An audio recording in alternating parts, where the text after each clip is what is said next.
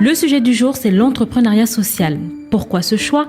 Tout simplement parce que l'entrepreneuriat social est une voie innovante pour résoudre les problèmes sociaux en utilisant une approche entrepreneuriale. C'est une solution sûre et adaptable aux problèmes économiques et sociaux avec des actions durables et impactantes. Mais déjà, c'est quoi l'entrepreneuriat social? Alors, plusieurs définitions sont disponibles, mais en bref, c'est le fait de créer des entreprises pour résoudre des problèmes sociaux ou environnementaux tout en gagnant de l'argent. Au lieu de chercher seulement à faire du profit, l'objectif est d'avoir un impact positif sur la société. On peut dire que ce domaine de l'entrepreneuriat a un impact pour l'économie marocaine. Il contribue à la diversification de l'économie en créant des emplois et en stimulant l'innovation. Il permet aussi de développer des secteurs économiques souvent négligés par l'entrepreneuriat traditionnel. Il a également un impact sur la société, car il aide à résoudre des problèmes sociaux et environnementaux en proposant des solutions qui sont locales et durables. Il favorise également l'inclusion sociale et améliore la qualité de vie des communautés marginalisées. Ces dernières années, on peut dire que l'entrepreneuriat social trouve sa place dans le royaume et se développe rapidement. De plus en plus d'initiatives voient le jour grâce à des entrepreneurs qui veulent résoudre des problèmes sociaux et environnementaux tout en créant de la valeur économique. Les incubateurs et les programmes de soutien se multiplient aussi. Ils offrent aux entrepreneurs sociaux les ressources dont ils ont besoin pour faire avancer leurs projets. Même s'il reste quelques défis comme l'accès au financement, la reconnaissance institutionnelle ou encore le manque de sensibilisation, l'entrepreneuriat social au Maroc a un potentiel énorme pour transformer l'économie et la société, notamment dans les zones rurales et marginalisées. Comme on parlait d'incubateurs, justement, certains entrepreneurs passent par eux pour se lancer. Il y a par exemple le Centre d'incubation et de recherche-action en économie sociale et solidaire, CIRA ESS, un incubateur spécialisé dans l'entrepreneuriat social pour soutenir et promouvoir des projets innovants ayant un impact positif sur le plan social et environnemental au Maroc. Il offre un accompagnement complet incluant formation, mentorat, coaching et facilite le réseautage entre les entrepreneurs sociaux, les investisseurs et autres acteurs du domaine. Son objectif est de renforcer l'écosystème de l'entrepreneuriat social en fournissant des ressources nécessaires au développement des projets économiquement viables visant à améliorer les conditions de vie des communautés locales. Nous avons avec nous Madame Amina Kchirid, présidente de CIRA ESS. Elle va nous donner plus d'informations sur la situation de l'entrepreneuriat social au Maroc et le fonctionnement de l'incubateur. Bonjour Madame Kchirid. Quel a été votre constat quand vous êtes lancée dans l'entrepreneuriat social? Nous, on s'est lancé dans l'entrepreneuriat impact social dans les années 2007-2008, puisque en fait, les premières formations et accompagnements qu'on a commencé à faire, c'était en faveur du secteur du microcrédit et pour apporter un appui aux activités génératrices de revenus qui n'étaient pas bancarisées, mais qui avaient besoin d'un appui technique et financier pour pouvoir se développer pleinement. Pourquoi est-ce qu'on s'est lancé d'abord dans ce secteur? Parce que, en fait, on a pris conscience que l'économie du Maroc va pouvoir se développer beaucoup mieux si on donne la possibilité à toute une partie de la population qui n'est pas créatrice de la valeur et qu'elle le devienne. Et donc, il y a à peu près 9-10 millions de Marocains qui ne sont pas forcément inclus ni financièrement, ni économiquement, ni socialement. Et donc, le constat, c'est de dire cette population, il faudrait qu'elle devienne créatrice de valeur. Et c'est comme ça qu'on s'est lancé dans ce type d'entrepreneuriat avant que on voit que l'entrepreneuriat impact social commençait à prendre toute une dimension au niveau international. Dans les grandes universités, aux États-Unis, en Europe, etc., etc. Par la suite, on a élargi en fait notre travail d'appui, d'accompagnement et de formation à toutes les organisations d'économie sociale et solidaire par des partenariats avec le ministère chargé du secteur, ministère du tourisme, d'artisanat et de l'économie sociale et solidaire, et avec d'autres instances, institutions internationales. Et donc, en fait, notre faculté s'est positionnée d'une manière stratégique pour accompagner ce type d'entrepreneuriat parce qu'on était convaincus que ça va beaucoup apporter en fait à l'économie du Maroc et à l'amélioration en fait du PIB. Ouais, voilà. Donc c'est une conviction à travers des données, des chiffres, des recherches, des études qu'on a pu faire et le résultat il est là. Aujourd'hui, donc le temps est passé depuis 2007 à 2024 et on voit bien que les organisations de l'économie sociale et solidaire ont beaucoup progressé. Il y a une belle création dans ce domaine-là et qu'aujourd'hui, l'ambition même, c'est d'arriver à ce que ce secteur représente à peu près entre 8 et 10 du PIB. Aujourd'hui, c'est l'ambition au niveau national, qui est déclinée par le gouvernement, par les instances dirigeantes. Donc nous, notre rôle en tant qu'université, puisque nous sommes dans le milieu académique et en tant qu'acteurs de l'écosystème, notre rôle c'est d'apporter un appui technique et académique à ce que ce secteur puisse véritablement se positionner dans l'économie du Maroc. D'accord. Au départ, quand vous avez commencé, est-ce que l'entrepreneuriat social au Maroc, c'était quelque chose qui parlait aux populations? Est-ce qu'il y avait déjà des entreprises sociales? Mhm. Les coopératives, c'est les plus anciennes. Elles ont toujours existé au Maroc. Les premières coopératives au Maroc, elles ont été créées dans les années 30-40. C'est les structures en fait les plus viables en matière d'entrepreneuriat impact social. Après, bien entendu, il y a des associations. Alors, j'insiste également sur un élément, c'est que l'Initiative nationale de développement humain, l'INDH, a accéléré le processus de développement des organisations de l'ESS, que ce soit les associations ou les coopératives. Il y a également tout un travail qui a été fait sur la loi cadre qui concerne ces organisations, parce qu'il y a un projet de loi cadre pour faire que ce secteur puisse avoir également une loi qui s'applique et qui lui permet en fait d'avoir du financement, de la structuration, etc., etc. Et ce projet, il va bientôt en fait sortir, il va être adopté dans pas très longtemps. Les premières coopératives, comme je vous l'ai dit, elles ont été créées depuis très longtemps. Elles touchaient surtout l'artisanat, l'agriculture, l'habitat. Mais aujourd'hui, on trouve des coopératives dans le service, dans l'éducation, dans la formation, dans le digital, dans le codage, dans beaucoup de secteurs. Et puis bien entendu est venu s'ajouter en fait à cette population, les startups, ce qu'on appelle également l'entreprise sociale. Mais ça, il va falloir que le texte de loi sorte et qu'il soit adopté, qui va reconnaître l'entreprise sociale. Parce qu'elle peut être de n'importe quelle structure juridique SARL, mais elle peut avoir des valeurs et des mécanismes de gouvernance qui feront d'elle que c'est une entreprise sociale. Quel est votre avis sur la situation du Maroc dans ce domaine? À l'heure actuelle, sincèrement, je pense qu'on est sur la bonne voie pour faire que ces organisations puissent devenir encore plus grandes et surtout qu'elles fédèrent le maximum de personnes, je parle par exemple des coopératives, et qu'elles puissent également en fait permettre la structuration du secteur de l'informel. Parce qu'il y a beaucoup de gens qui exercent des activités dans l'informel. L'objectif du Maroc, c'est d'aller à 8-10% du PIB pour ces organisations. Donc il y a toute une stratégie dans ce sens, qui est déclinée, qui est en route. Alors, vous accompagnez des entrepreneurs sociaux. Quel est l'impact que CRS a pu générer dans cet accompagnement-là? Depuis que les CRESS existent, ce programme a démarré en 2016, la structure a été inaugurée en 2018. On a géré à peu près une dizaine d'appels à projets. Qui fédèrent à peu près dans les... Bon, je ne vous parle pas de la population de base avec laquelle on a interagi, puisqu'on a interagi avec toute une communauté. Mais une fois qu'on a interagi avec la communauté, les entrepreneurs ou les personnes qui portent des projets nous contactent, on vient, on les rencontre. Et puis après, on fait un diagnostic de leur projet, de leur activité, et on voit quels sont les projets les plus viables. Et c'est ceux-là qui sont retenus, qui sont accompagnés.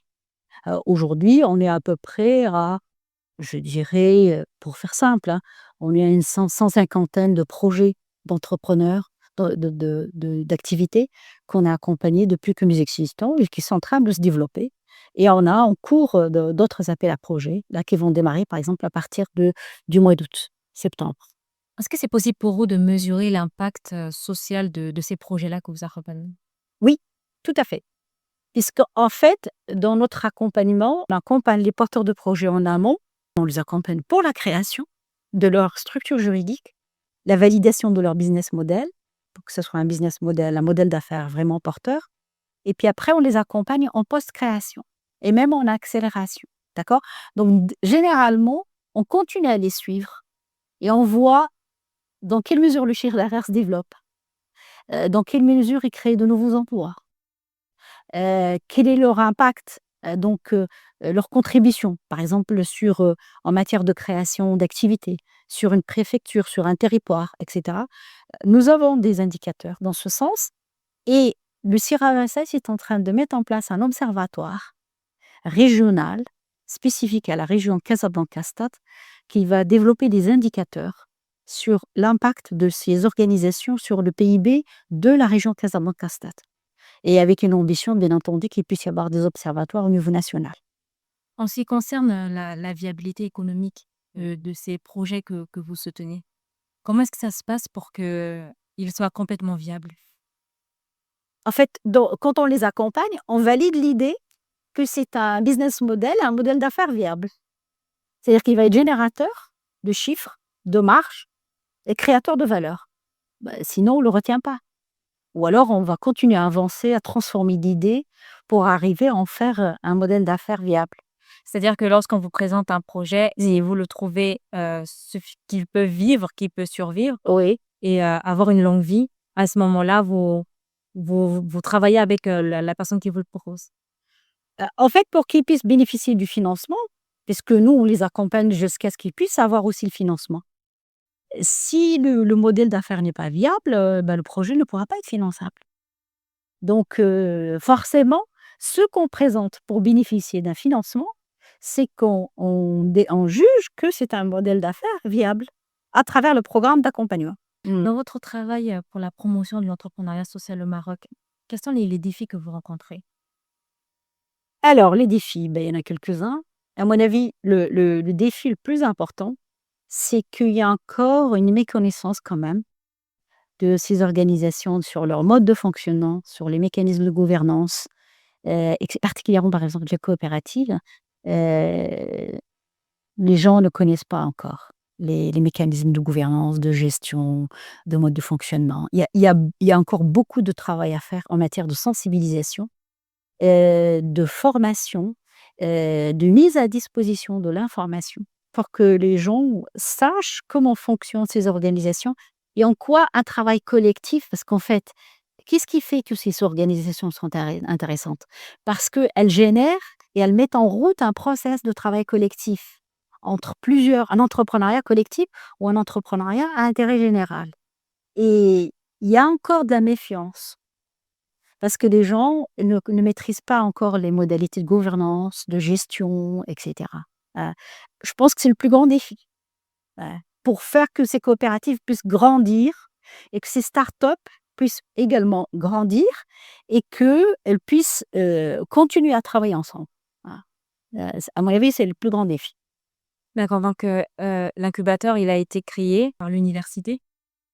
Alors, le CIRA-ESS, le Centre d'incubation et de recherche-action en économie sociale et solidaire, est l'émanation d'un partenariat entre les ministères chargés du secteur, qui est donc le ministère du tourisme, de l'artisanat et de l'économie sociale et solidaire, et la faculté des sciences juridiques, économiques et sociales, donc de ENSHOP au départ. Et on avait sollicité l'appui d'un incubateur français international qui s'appelle IncoScolar. Il y a eu donc l'appui de l'AEF au départ, d'une fondation qui s'appelle Open Society. Mais par la suite, on s'est développé beaucoup avec des conventions et des partenariats avec les collectivités territoriales. Et aujourd'hui, on a un appui financier, toujours du ministère chargé du secteur, hein, d'un certain nombre d'organisations internationales, mais des collectivités territoriales, et particulièrement de la préfecture de l'arrondissement de Hi Hassani, puisque on est juste dans la même préfecture en fait. On travaille au sein de 2 plateformes des jeunes, qui font partie des plateformes des jeunes dans le cadre du programme 3 de l'INDH. Et on est en train de mettre en place une nouvelle plateforme qui s'appelle la plateforme des jeunes de l'ICESLA, qu'on est en train de gérer. D'accord, donc ces plateformes-là, c'est votre manière à vous d'encourager ces jeunes à se lancer dans l'entrepreneuriat social? C'est notre manière d'être proche des territoires. Voilà. Et que, en fait, voilà une structure qui est l'émanation, un incubateur qui est l'émanation de le milieu académique, de l'université, et qui sort de l'université et qui va dans les territoires pour rendre disponible le savoir, la connaissance et l'appui pour que ces jeunes puissent créer leur activité et puis réaliser leur aspiration. Pour votre vision à vous, pour l'évolution dans le développement de l'entrepreneuriat social au Maroc? Justement, nous, notre volonté, c'est de faire que ce secteur puisse représenter au moins 10% à 12%, comme ce qui se fait ailleurs, dans les autres pays. En France, par exemple, c'est 12%. en Amérique latine, etc. Donc, c'est notre ambition. Le CIRA-ESS, il a une ambition régionale et africaine, puisque nous allons travailler, développer la structure dans d'autres régions du Maroc et même dans certains pays africains.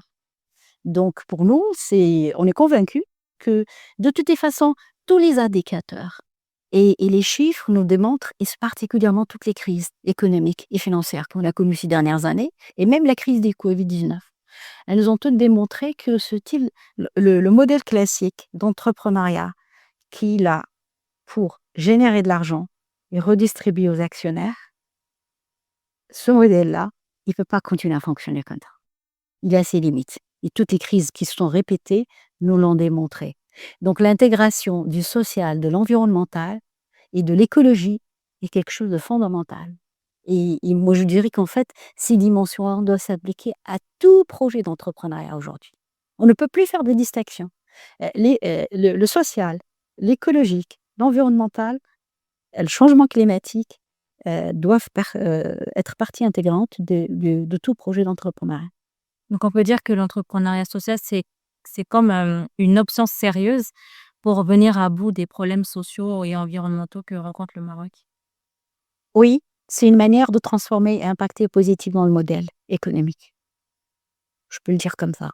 Oui. On le disait plus tôt, vous êtes entouré de beaucoup de jeunes. Oui, Est-ce qu'avec ces étudiants-là, il y a quelque chose qui est fait? oui. Alors, juste quelques chiffres. L'université Hassan II, c'est 140 000 étudiants. La faculté des sciences juridiques, économiques et sociales à N'Chok, c'est 40 000 étudiants. Je parle même pas des autres établissements autour, donc qui sont juste là à côté. Donc, il y a un potentiel énorme qu'on peut toucher et qu'on peut impacter positivement. Mais notre ambition, c'est pas uniquement les étudiants, c'est les étudiants et les non-étudiants. Tout porteur de projet d'entrepreneuriat au niveau de la région Casablanca.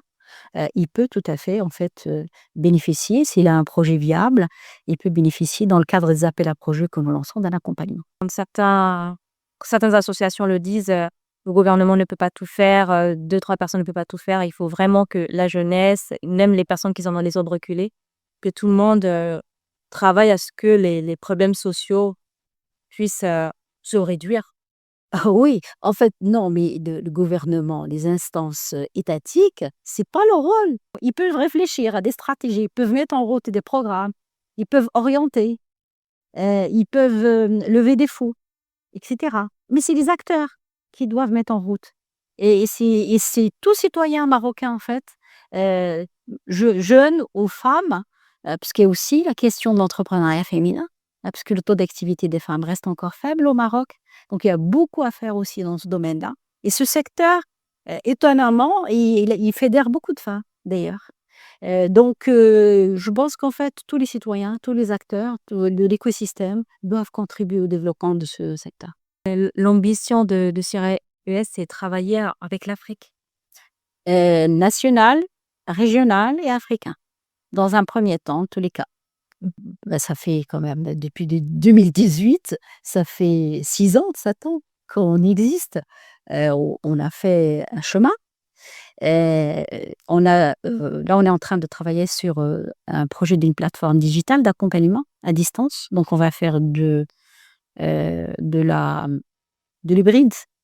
Et on est en train de former des accompagnateurs. Et l'objectif, c'est de concrétiser des partenariats dans les régions pour pouvoir implémenter d'autres structures le CIRA-ESS dans d'autres régions et puis même accompagner certains projets en Afrique. Là, moi, je reviens du Cameroun, par exemple. On est sollicité parce que j'ai participé au forum africain de l'ESS.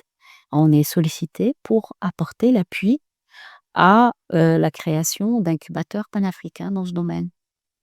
Donc, on est en train d'avancer. Donc, nous avons cette ambition. Mais on y va petit à petit, mais sûrement. D'accord. Parce qu'on ne le voit pas, mais à mon avis, je pense que la plupart des pays africains partagent les mêmes problèmes sociétaux. Donc, si un modèle fonctionne au Maroc, vous allez travailler avec d'autres pays pour l'appliquer, pour que ce problème qui a été résolu ici puisse l'être également de l'autre côté. En fait, nous, on a les outils, on a le savoir, la connaissance, Mais c'est important que ce qu'on peut faire ailleurs puisse répondre aux besoins spécifiques, à la fois des pays ou même au niveau local. Parce que les savoir-faire, les compétences, elles sont spécifiques, par exemple, à une région. Par exemple, les chaînes de valeur qu'il y a ici à Casablanca ne sont pas forcément celles de l'Oriental ou du Souss-Massa ou de Tanger. De la même chose, les activités qui sont vraiment importantes, par exemple, dans certains pays africains, ne sont pas forcément importantes au Maroc. Nous, ce qu'on peut, c'est vraiment accompagner, assister techniquement pour mettre en place les structures, partager des outils, le savoir, la connaissance, mais il faudrait que ça réponde vraiment de manière spécifique aux besoins locaux et du pays en question. D'accord. Quand je faisais mes recherches, j'ai quand même vu qu'il y a pas mal d'associations ou d'entreprises sociales au niveau du Maroc. Mais j'étais quand même étonnée du fait que, par exemple, durant toute mon cursus universitaire, de ne pas avoir entendu parler de ce système-là. Mhm. Comment vous pouvez expliquer que, au niveau des écoles, par exemple, comment dire, de l'étude supérieure, les jeunes ils ne savent pas qu'ils peuvent, eux, être la solution aux problèmes qu'ils peuvent vivre dans leur vie personnelle. Parce qu'il n'y a pas eu un travail de sensibilisation en réalité.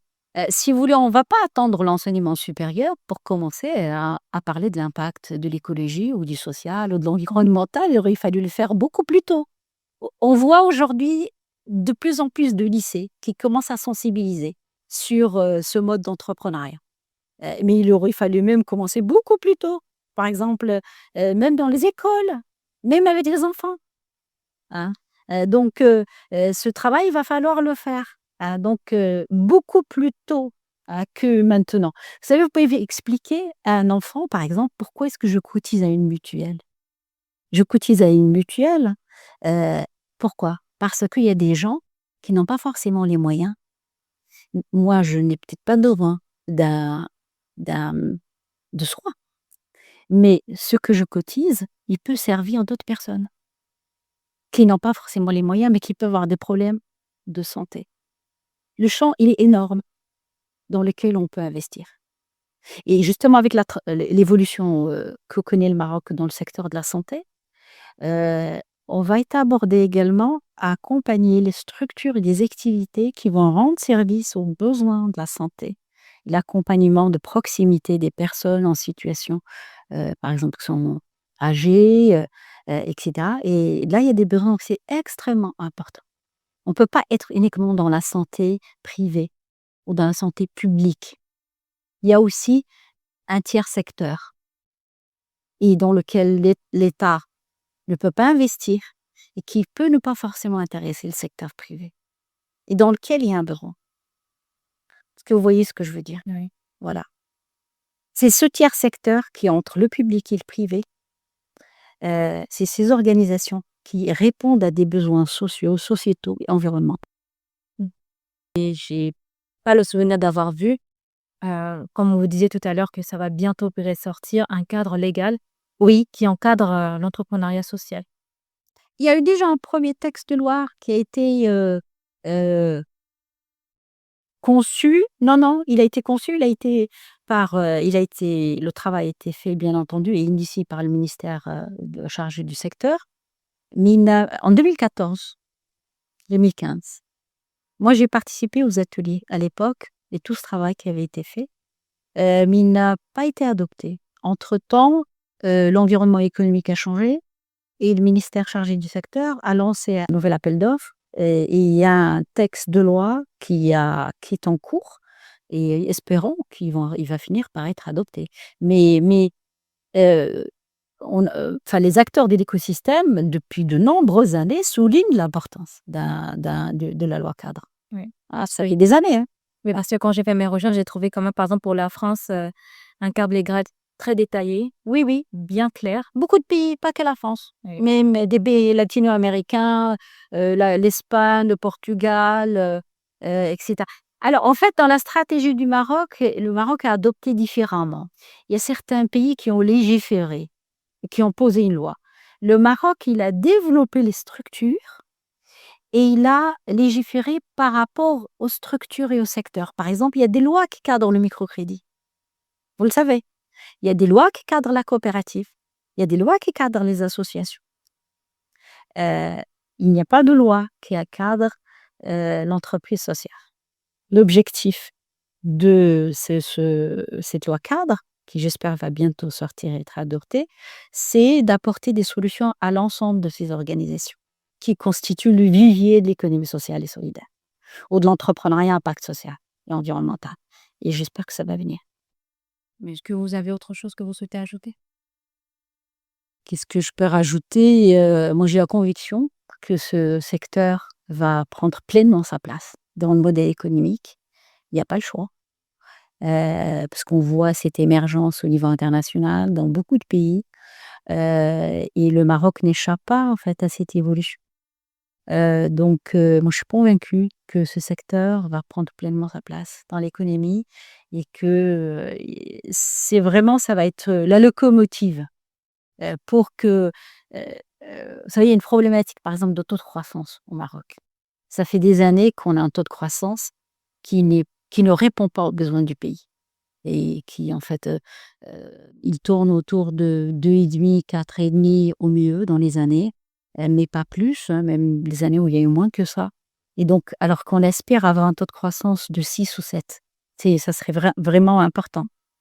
Je pense que ce secteur va pouvoir permettre d'apporter une solution sur cette problématique de taux de croissance qu'on n'arrive pas en fait à développer pour répondre aux besoins du pays, parce que le Maroc aujourd'hui il dispose de toutes les infrastructures nécessaires. Mais ces grands chantiers comme les aéroports, les ports, les autoroutes, etc., elles durent un certain temps. C'est de l'investissement public. Ça représente 31% quand même du PIB, c'est de l'investissement public. Il y a besoin de la création d'activités par tout le monde, notamment les privés et tous les citoyens. Et je parle, par exemple, pour les gens qui travaillent dans l'informel. Ils peuvent gagner plus à travailler collectivement et à être dans des structures coopératives qui va pour leur apporter le marché, qui va les accompagner pour développer leur activité et qui va les décharger de beaucoup de choses. Hein. C'est ces personnes qui exercent une activité dans l'informel. Je ne sais pas si vous le faites, mais est-ce que vous avez déjà pensé à allier entrepreneuriat social et nouvelles technologies? Oui, oui, mais c'est important. Oui. Pourquoi je vous ai parlé de la plateforme digitale? Ouais. Nous, tous les porteurs de projets qu'on accompagne, on les accompagne pour qu'ils puissent avoir une présence digitale. Donc, on a toute une partie de l'accompagnement qu'on fait qui est sur la transition numérique, sur l'accompagnement numérique des porteurs de projets. Et l'idée, c'est que pourquoi dans certaines régions on n'arrive pas à accéder à l'accompagnement? Parce que justement, toutes les régions ne sont pas dotées des mêmes moyens et des mêmes compétences. Et un des moyens qui pourrait permettre à ce que les gens accèdent à l'accompagnement et à l'appui pour le développement de leur projet est le digital. Mais encore faut-il que ces gens puissent également être connectés. Voilà, donc il y a tout un enjeu autour de la transition numérique également dans les territoires, avec les acteurs de l'écosystème dans les territoires, les collectivités locales, etc.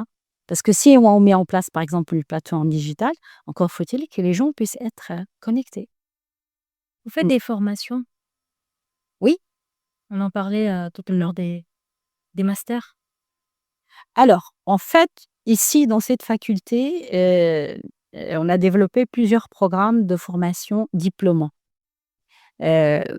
Moi, par exemple, j'avais coordonné un master qui a servi le microcrédit pendant 9 promotions, de 2007 à 2018.